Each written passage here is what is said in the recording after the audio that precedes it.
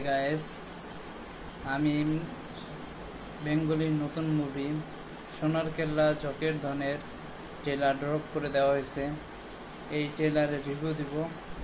So চলো guys, ভিডিওটা শুরু করা যাক। সো গাইস, আমাদেরকে এই ট্রেলারের মধ্যে প্রথম দিকে দেখানো হয়েছে কিছু সংখ্যক লোক যাদের কাজই হলো গুপ্তধন কিংবা পরশমণি খোঁজ করা।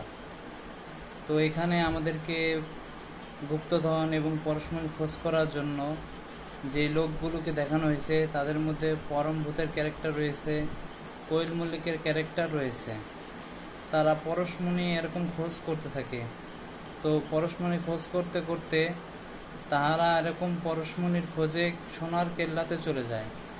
তো সোনার কেল্লাতে যখন তারা যায় তো তাদের সাথে এরকম ডাকাতের লোকদের সাথে তাদের ফাইট সিকোয়েন্স এরকম হয়।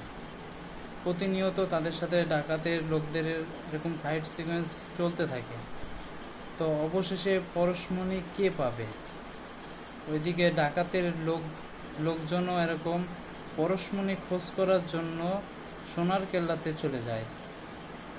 তো পরশমণি কে পাবে এইটা আমাদেরকে দেখার জন্য 30শে মে থিয়েটারে যেয়ে এই ছবিটা উপভোগ করতে হবে। তাহলেই আমরা জানতে পারবো যে আসলে পরশমণি কে পাবে। তো আমরা জানি যে এখানে পরম ভূত প্রধান ক্যারেক্টার এরকম প্লে করছেন। তো পরম ভূতের অনেক কাজ আমার পছন্দ, যেমন তার রিসেন্ট টাইমে খাকি দা বেঙ্গল চ্যাপ্টারে সে ভালো অভিনয় করছেন। তারপরে জুলফিকারেও সে এরকম ভালো অভিনয় করছেন।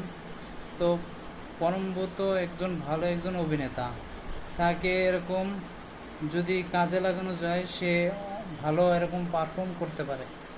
তো এদিকে কোয়েল মল্লিকও আছে, যিনি দীর্ঘদিন যাবৎ এরকম ইন্ডাস্ট্রিতে রয়েছেন, তিনিও ভালো অভিনেত্রী। তো আমি আশা করি এই ছবিটা ভালো হবে। সো গাইস, আমরা এই ছবিটা 30শে মে থিয়েটারে যেয়ে তো অবশ্যই দেখব। আর ভিডিওটা ভালো লাগলে লাইক, কমেন্ট এবং শেয়ার করে দিও। আর প্লিজ সাবস্ক্রাইব করে দিও।